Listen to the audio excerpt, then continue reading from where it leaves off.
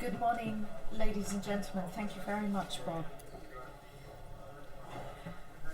As Bob said, I'm Bayan Sami Abdul Rahman. I'm the representative of the Kurdistan Regional Government to the United States. I'm honored and delighted to have this opportunity to be with you today, speaking on behalf of His Excellency the Prime Minister of the Kurdistan Regional Government, Nechirvan Barzani. Prime Minister Barzani had hoped to address you by video.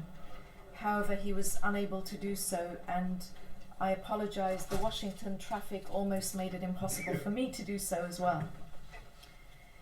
Professor Destro, distinguished members of In Defense of Christianity, thank you for providing Prime Minister Barzani and the people of Iraqi Kurdistan with this opportunity to speak to you about the role of Kurdistan in protecting Christians and indeed all religious minorities. I would like to thank the people, the government and the armed services of the United States of America for standing by Kurdistan and for supporting us as we continue to fight ISIS terrorists whose brutality knows no bounds and whose ideology holds everyone but its own followers in utter contempt. Let me be clear, the only way to effectively protect Christians and other religious minorities from ISIS is to continue to support the Kurdistan region in Iraq.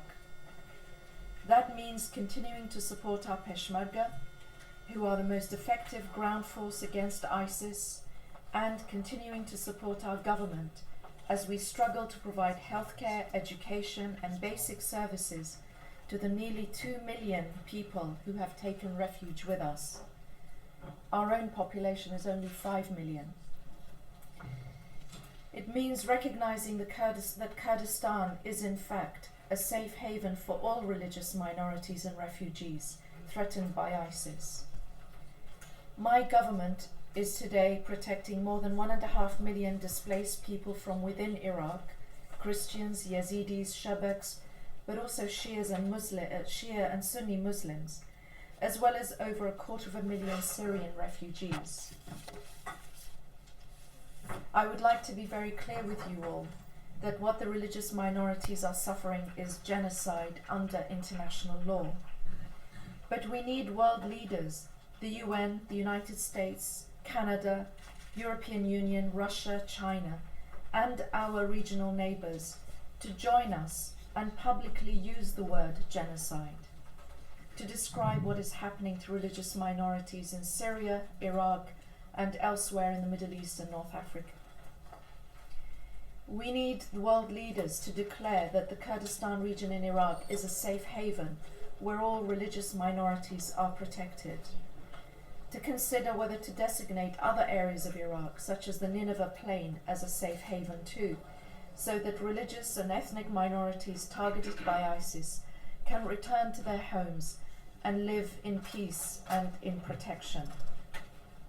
To help the victims of genocide by recognizing what happened to them, by bringing to justice the perpetrators and helping the survivors overcome the terrible trauma that they now live with.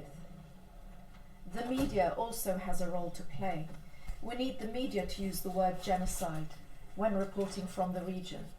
We need the media to come and see the evidence of genocide perpetrated on the Yazidis and Christians. We need the media to come and see what we have done in Kurdistan to protect the minorities. We need you, our brothers and sisters in America, to understand that Kurdistan's military, the Peshmerga, is fighting ISIS on a daily basis to protect our people and those who have fled to us. We need you to understand that our Kurdistani, Christian, and Yazidi brothers and sisters are fighting side by side with our Peshmerga to keep ISIS out. We need you to understand that we cannot do this alone. The continued protection and welfare of the refugees depends on your moral, practical, and political support, as well as the support of your representatives in Congress.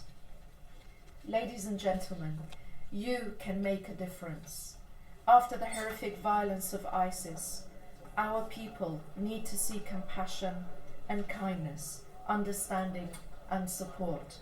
I believe you can provide that. Thank you once again for giving me this opportunity, and God bless you.